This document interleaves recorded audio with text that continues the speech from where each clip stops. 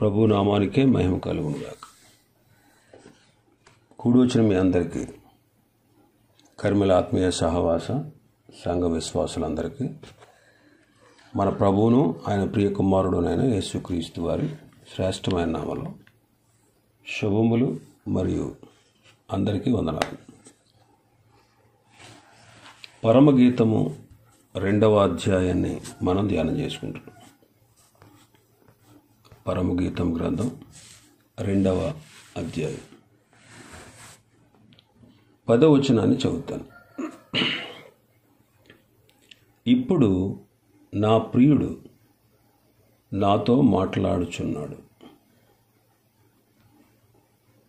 ఇప్పుడు నా ప్రియుడు నాతో మాట్లాడుచున్నాడు. ఇక్కడ ప్రియుడు సొలొమోను రాజు అయితే ప్రియురాలు షూలమ్మితి. సొలొమోను ప్రభువైన యేసుక్రీస్తుకు సాదృశ్యమైతే షూలమ్మితి సంఘానికి సాదృశ్యం. ఈ గ్రంథంలో రాయబడినటువంటి మాటలు ఆధ్యాత్మిక కోణంలో మనం ఆలోచన చేస్తే ప్రభువైన యేసుక్రీస్తు వారికి ఆయన తన స్వరక్తమిచ్చి సంపాదించిన సంఘానికి, సంఘం అంటే విశ్వాసుల బృందం, విశ్వాసుల సమూహమే సంఘం.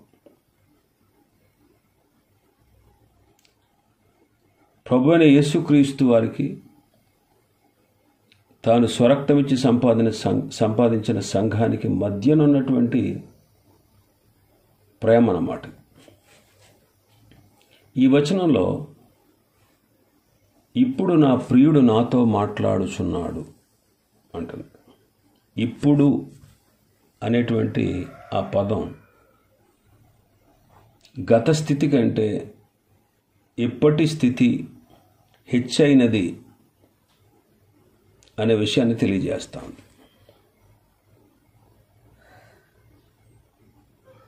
ఇప్పటి వరకు మనం 1వ అధ్యాయం నుంచి 2వ అధ్యాయం 9వ వచనం వరకు మనం ధ్యానం చేసుకున్నాం.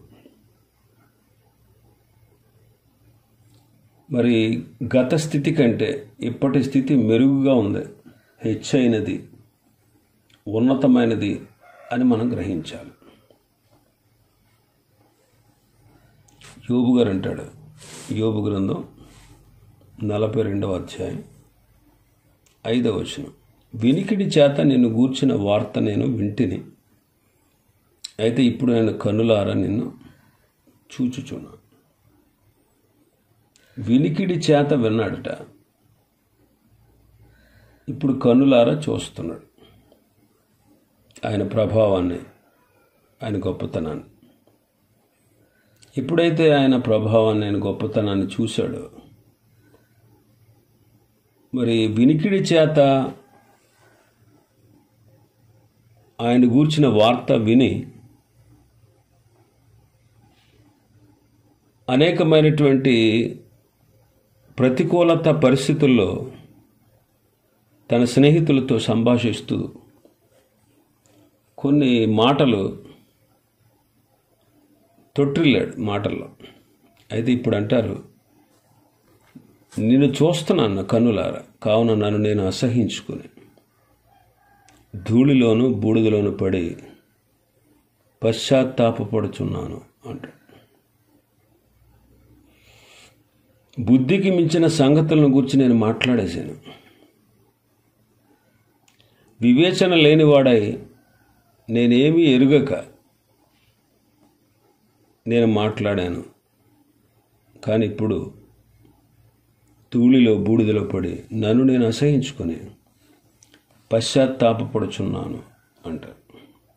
అంటే గత స్థితి కంటే ఇప్పటి స్థితి మెరుగైనది.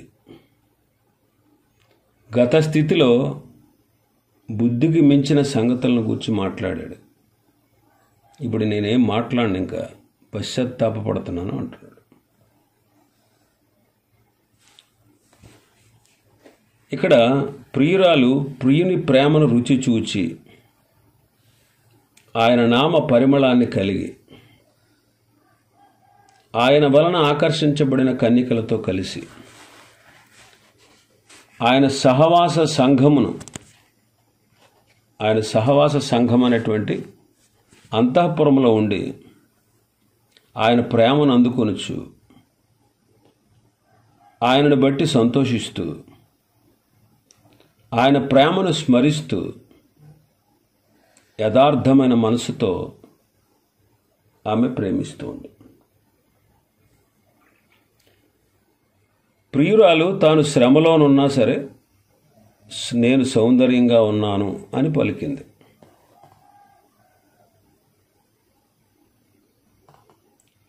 ప్రియుని చేత నారీమణి అని బిరుదు కలిగి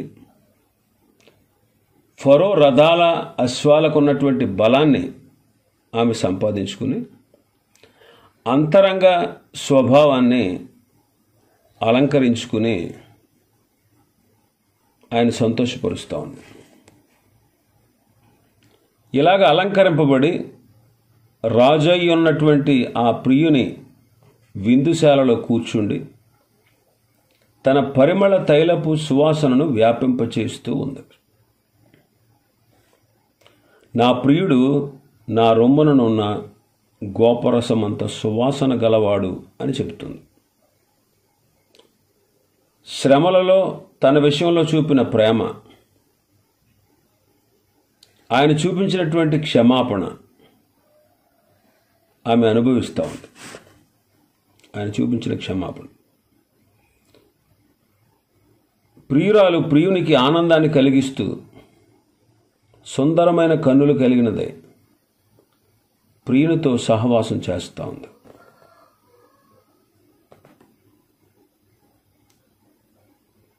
ఆ నీతి సూర్యుడైనటువంటి ఆ ప్రభు యొక్క తేజస్సు వలన షారోను పుష్పములాగా, లోయలలో పుట్టు పద్మములాగా, ఆపదల్లో ఉన్నా సరే వల్లి పద్మములాగా తన ప్రియునికి కనబడతా ఉంది. తన ప్రియుని సన్నిధి ఆనందంతో కూర్చుంది.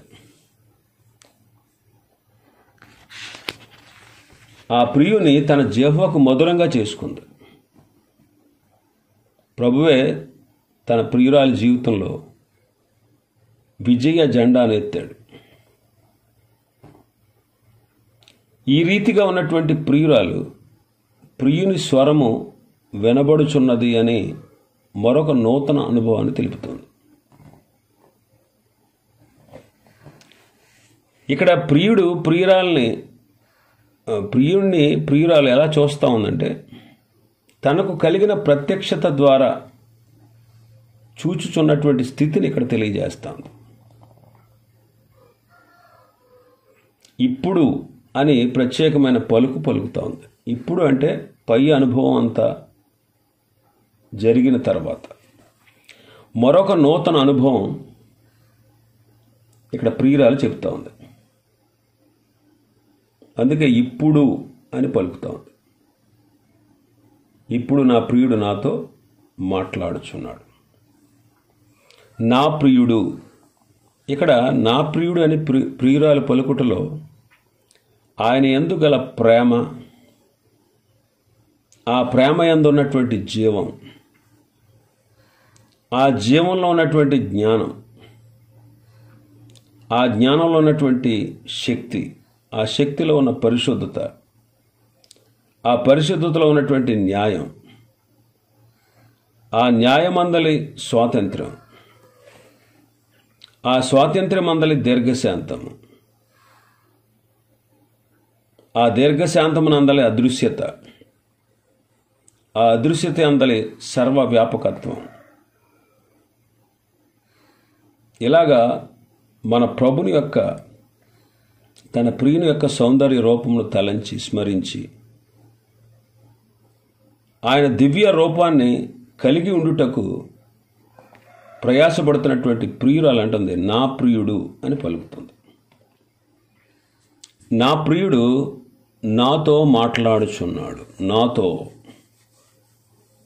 ఇక్కడ ప్రియుడు పలికినటువంటి పలుకులను, ప్రియురాలు మాట్లాడిన మాటలను, ప్రియురాలు ఇతరులతో సంభాషించిన సంభాషణ, ఇతరులు ప్రియురాలిపై వేసిన ప్రశ్నలు, ఆమె ఇచ్చిన జవాబులు ఈ గ్రంథంలో ఉన్నాయి. కానీ ఇక్కడ ప్రియుడు మాట్లాడుతున్నాడు, ఆయన మాట్లాడుచున్నాడు కాబట్టి వినే స్థితి కలిగి ఉంది ఆమె. అందుకే నాతోనే మాట్లాడుచున్నాడు అంటుంది. మాట్లాడుచున్నాడు. దేవుడు ఆది నుండి ఆయన మాట్లాడుతూ ఉన్నాడు. ఆదియందు దేవుడు పలికినటువంటి పలుకు ద్వారా సృష్టి కలుగజేయబడింది. సృష్టి, ఈ సర్వ సృష్టికి ఆయన మాట తెలుసు.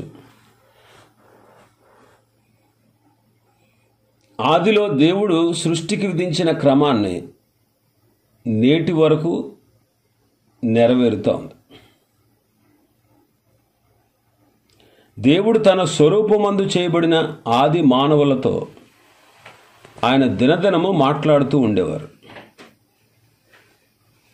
పాప పతనం తర్వాత, పాపం వలన వారికి కలిగిన పతనం తర్వాత దేవుడు మాట్లాడుచున్న మనుష్యుడు వినలేని స్థితి గలవాడైపోయాడు. మరి ఇట్టి వినలేని స్థితి కలిగినటువంటి మానవుణ్ణి దేవుడు విడిచిపెట్టక తాను కలుగజేసిన సృష్టి ద్వారాను, మనిషికి దేవుడిచ్చిన జ్ఞానము ద్వారాను, మనిషిలో ఆయన ఉంచిన మనస్సాక్షి ద్వారాను మాట్లాడుచు ఆయా కాలములలోనున్న ఆయన యందు భయభక్తులు గలవారితో మాట్లాడి ఇప్పుడు ప్రస్తుతం ఆయన వాక్యము ద్వారా మనతో మాట్లాడుతూ ఉన్నారు. సృష్టిని చూస్తే దేవుడు భూమిని ఇల్లుగాను, ఆకాశమును పైకప్పుగాను, జ్యోతులను దీపములుగాను, నీళ్లు మన పానము కొరకు, గాలి మనం శ్వాసించుట కొరకు, పంటలు, పండ్లు, కూరగాయలు ఇవి ఆహారం కొరకు, పశువులు సహాయం కొరకు, పక్షులు జలచరములు ఆట వస్తువులుగా, ఈ సృష్టి అంతటిని ఆయన కలగజేశాడు. యోబు గ్రంథం 38వ అధ్యాయం 4వ వచనం నుంచి చదివితే, నేను భూమికి పునాదులు వేసినప్పుడు నువ్వు ఎక్కడ ఉంటివి? నీకు వివేకము కలిగి ఉన్న ఎడల చెప్పు.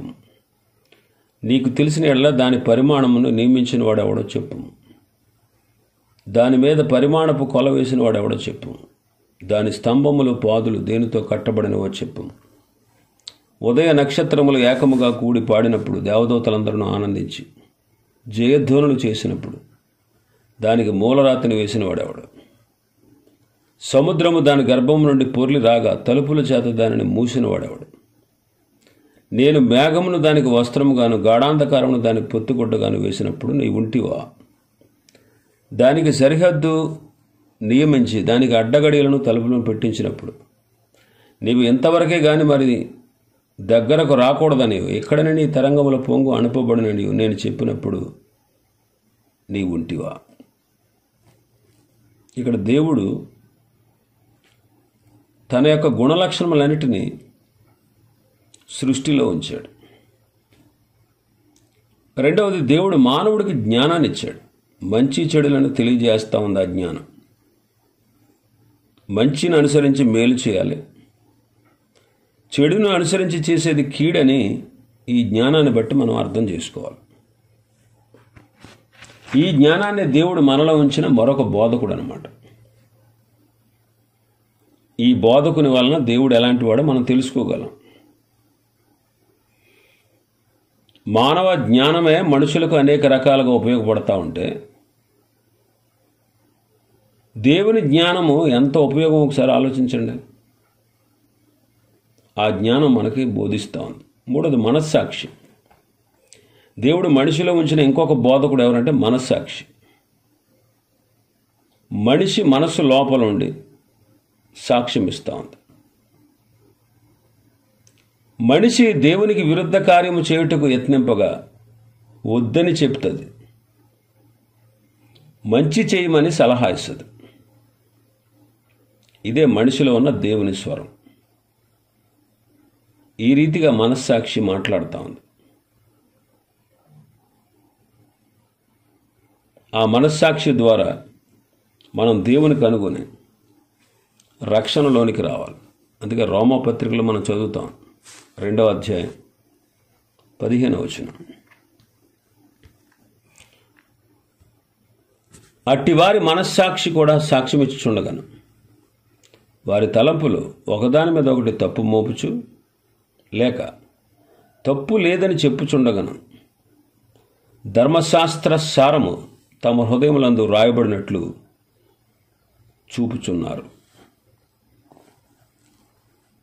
ఇంకా మన ప్రభువైన యేసుక్రీస్తు ద్వారా ఈ సృష్టికర్త అయిన దేవుడే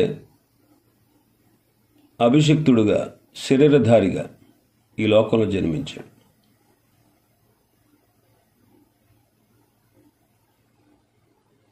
నరులు దేవుని చూడాలి అనేటువంటి ఆశను దేవుడైన క్రీస్తు నరుడుగా ఉండి తన దైవత్వమును మానవులకు అగుపరిచి ఆయనే సృష్టికర్త అని రుజువు చేసుకున్నాడు.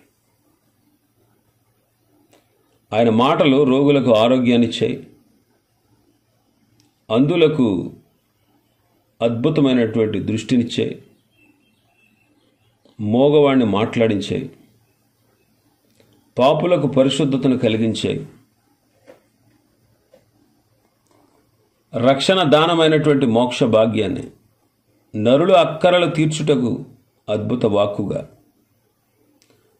దెయ్యముల చేత పీడించబడుతున్నటువంటి పీడితులకు విమోచనగా, భయముతో జీవిస్తున్నటువంటి వారికి ధైర్యము కలిగించేవిగా, అజ్ఞానులకు జ్ఞాన సంపదగా,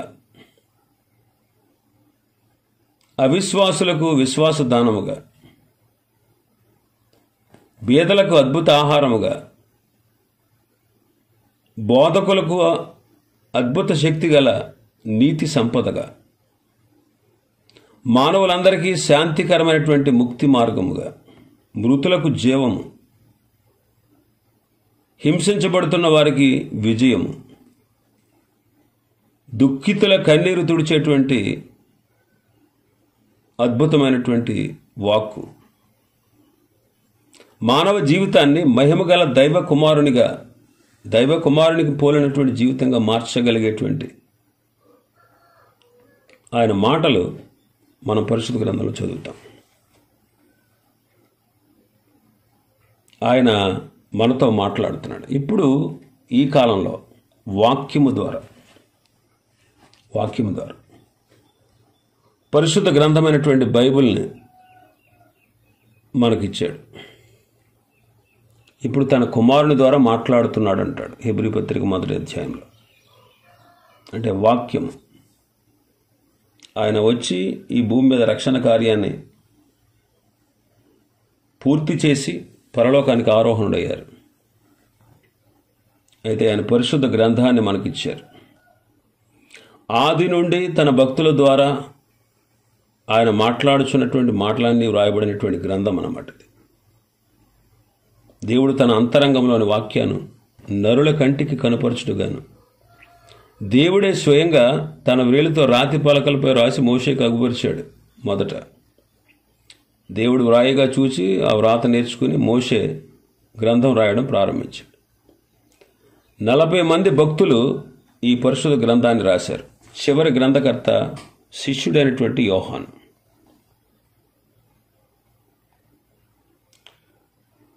సృష్టిలో ఉన్నటువంటి జ్ఞానం,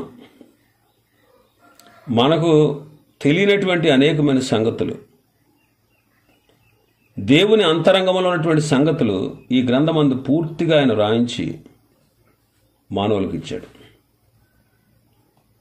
మరి 40 మంది ప్రవక్తలు ఆయా కాలంలో ఆయా స్థలాల్లో రాసిన వ్రాతలన్నీ కూడా ఒకదానికొకటి సంబంధించినవే ఉన్నాయి. కాబట్టి అసలు గ్రంథకర్త దేవుడే అనే విషయం మనకు అర్థమవుతుంది. కాబట్టి దేవుని యొక్క దివ్య లక్షణాలు అనాది నుండి అనంతం వరకు ఆయన రక్షణ కార్యక్రమమును అన్ని లోకాల్లో ఆయన కలుగు చేసినటువంటి భాగ్యాన్ని, పరిశుద్ధతను, పాప పరిహారాన్ని ఈ గ్రంథం తెలియపరుస్తుంది. పాపము నుండి రక్షించుటకు ఏకైక మార్గం ప్రభువైన క్రీస్తేనని పరిశుద్ధ గ్రంథమైన బైబిల్ తెలియజేస్తుంది. కాబట్టి ఈనాడు ఈ గ్రంథ వాక్యాల ద్వారా దేవుడు మనతో మాట్లాడుతున్నాడు.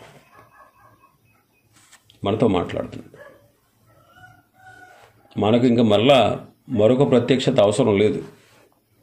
దేవుడు తాను చెప్పాల్సిందంతా కూడా లోకంలో ఉండేటువంటి ప్రతి మానవుడికి తాను చెప్పాల్సిందంతా కూడా పరిశుద్ధ గ్రంథము ద్వారా తెలియపరుస్తూ ఉన్నాడు. కాబట్టి మనం ప్రార్థనాపూర్వకంగా ఆయన వాక్యాన్ని చదివి ఆయన చిత్తాన్ని గ్రహించి ఆయన జ్ఞానాన్ని మనం సంపాదించుకొని మనం ఎలాంటి వారమో, ఏ స్థితిలో ఉన్నామో, ఏ స్థితి నుండి దేవుడు మనల్ని లేవనెత్తుతాడో, మన భవిష్యత్తు ఏంటో, మరణానంతరం మన జీవితాలేంటో, ఈ సత్యాలన్నీ ప్రభు తన గ్రంథంలో రాయించి ఉంచారు. కాబట్టి దాన్ని చదివి గ్రహించి ఆధ్యాత్మికంగా మనం క్రీస్తుకు దగ్గరై, దేవునికి దగ్గరై ఆయన మార్గాల్లో మనం నడవాలి. ఇవి ఈ వచనంలో ఉన్నటువంటి విషయాలు. ప్రభు చిత్తమైతే మరొక వచనాన్ని రేపటి దినం ప్రారంభించుకుందాం. దేవుడి వర్తమాన వాక్యాన్ని తన వినికిడిలో ఆశీర్వదించునుగాక. ఆమేన్.